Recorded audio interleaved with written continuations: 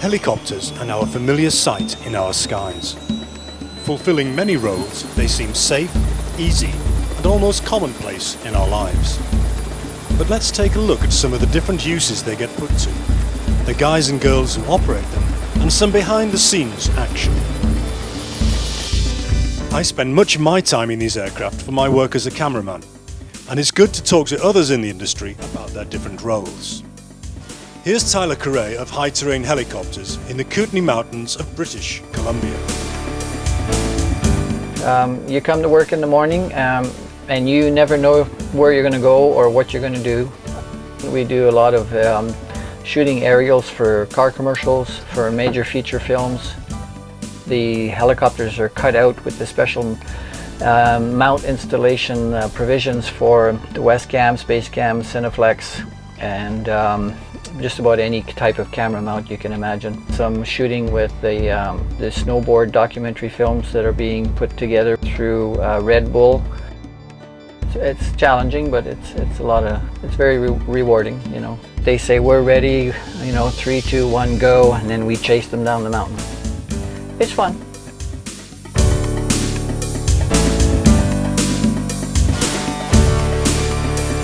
And then there's always the weather issues that you have to deal with. You know, sometimes, you know, they need a certain light. It can be a nice day, but you can have big clouds coming through that last 15-20 minutes, and then the area where we're shooting is in the shade. And that's where experience comes in for flying in the mountains, for flying in snow and winter conditions, whiteout conditions, flat light conditions, snow, storms, winds, you name it. It all is part of the package.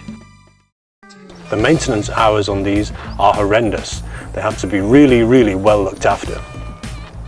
There is no room for failure at any level, and constant attention to detail is vital. Along with the weather, mechanical problems can sometimes be fatal. I've been lucky so far. On one occasion, I was filming a large yacht in the Bahamas. It had been going well, and we were heading back out there to get some more footage. The heli-dash oil light came on in mid-flight. The usual casual banter ceased abruptly.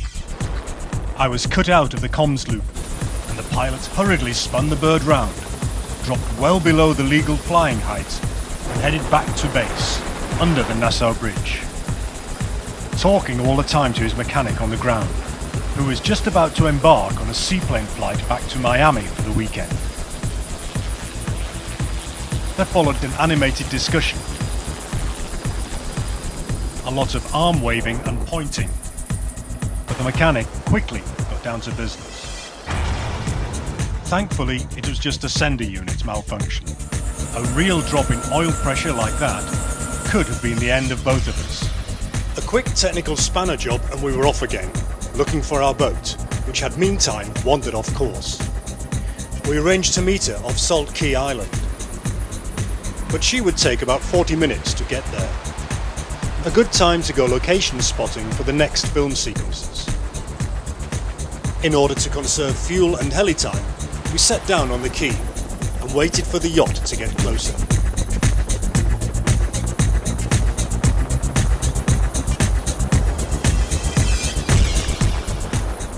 Not a bad old view. Eventually, the yacht pulled into view, ready to take up station. Then it was back to the shoot. So when we're getting ready for a shoot, we've already checked the cameras, we've already checked the batteries, we've already checked the film, we've gone through all of our preparation inside the airport terminal. When we get on board, we double check. We check we've got spare batteries. We check we've got our shortwave, and we put them safe. We have spare lenses, if we're a stills photographer, even a spare camera, cell phone, sunglasses, lens covers, gaffer tape, baseball cap. Because if we get an equipment failure at 1,000 feet doing 100 miles an hour out in the middle of the ocean, nobody's going to say, stop, can we start again? When we've got 25 people perhaps down on the ground or at sea, maybe 6 boats all working to our instructions, we can't say, oops, sorry chaps, gotta go back, the batteries don't work, or the film is stuck, or the shutter's not right on the camera, or I haven't brought the lens. You only do that once. There's always an adrenaline rush for me with a heli. Several years ago, at the last hour, on the last day of the prestigious Monaco Yacht Show, I met my future wife. Whilst on a shoot for Augusta Westland.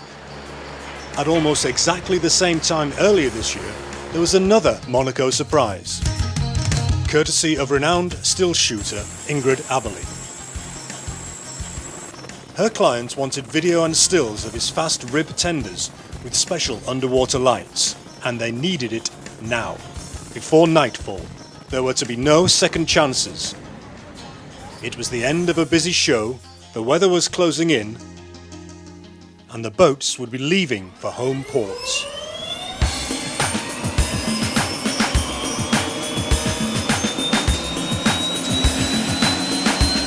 Low on battery, film and available light, we strapped in, took off and shot like maniacs for the client. We'd been advised that the LED lights needed to be shown well, along with the ribs. This meant getting in low and getting in fast, sideways.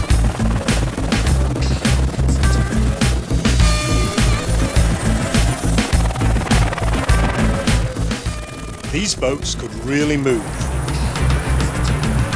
Directing several boats of this kind at speed and in this light is difficult.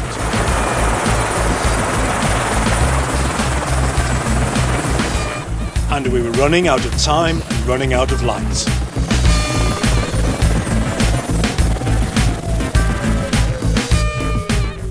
The pilot wanted to return. We were pushing a few limits with exposure and heli time.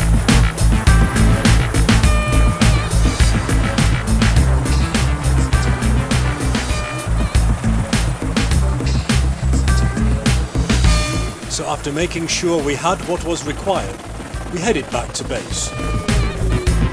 It was getting pretty dark.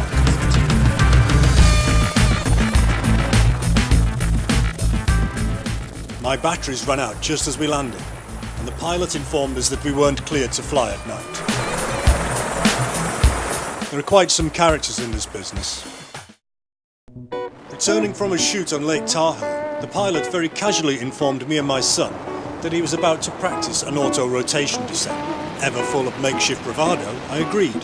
From about 1,500 feet, he cut the engine. We auto-rotated with the air pressure and slowly went round in an S shape, losing height gently until we got close to the ground. Then he pulled the power on again, just made us flare a little bit and then put us in.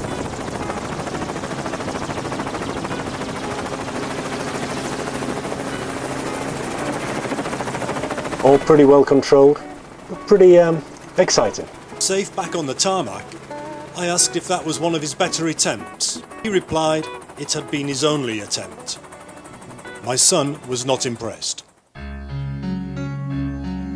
Management of helis and their operation is very important. Maintenance schedules, permits and paperwork form a substantial part of the overall scenario. And training is of course vital. Not simply for pilots, but also for crew who fly with the helis and have to deal with emergencies.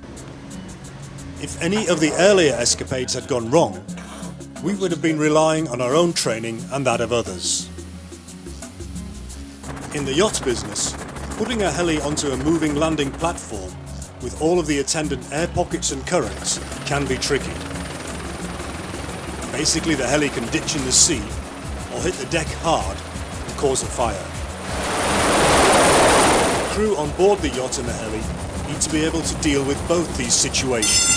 Flash on deck. Problem on deck. We have a small fire and the heli is coming hard. Hey, sir. Copy that. Keep up with the information. And your back leg is straight, acting as a brake. Then you can fight the fire. Here's Nigel Watson, taking us through the heli dunker course in northeast England, with oil rig workers and yacht crew. This is the Dunker. Using a high-tech heli mock-up, the crew simulate a ditch landing in the sea. I'm going to ask you to brace for impact. Now, purely for today, guys, so I've got a little bit of control with you. Your brace for impact will be the arm that's closest to your exit comes across to the opposite shoulder, and get a good grip, guys. Can you do that for me now? Feet, knees together, fellas. And the free hand holds those knees together, and I want you to tuck yourself down as far as you can, protecting your face in the crook of that arm. They are instructed how to brace for impact. Open windows when the heli is submerged and get out. Okay! I'm outside. I'm outside. Okay? Well, we get to take a good breath there. Hand outside, get a grip, release, and go.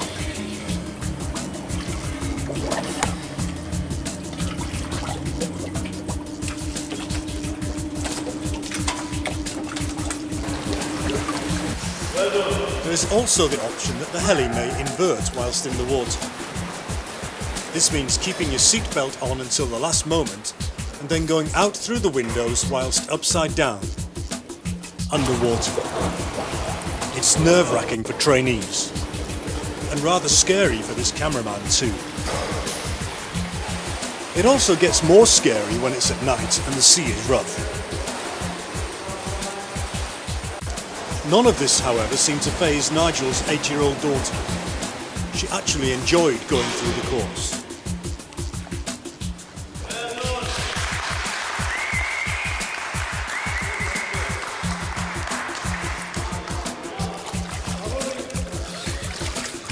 How was that? Great. Clear inside. Heli fires are difficult to contain and must be addressed quickly by trained crew. The aluminium skin of the heli is very thin and can melt quickly. Most of the fires are in the engine or in the wheel sponsons. Water walls, water cones and foam extinguishers are some of the tools required. The heat generated from the fire is intense. The fireproof clothing is very effective, but the cameras can't always handle the direct heat. Recovering casualties from a confined space like a helicopter can be very difficult. On a yacht, there are also the anxious friends and relatives who are to be dealt with.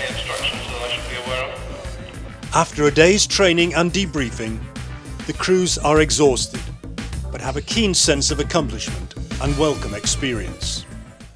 So behind the seemingly casual air of fun, audacity and exhilaration that goes with flying and filming from helicopters, isn't it good to know there's a world of safety, training, procedures and professionalism from every angle?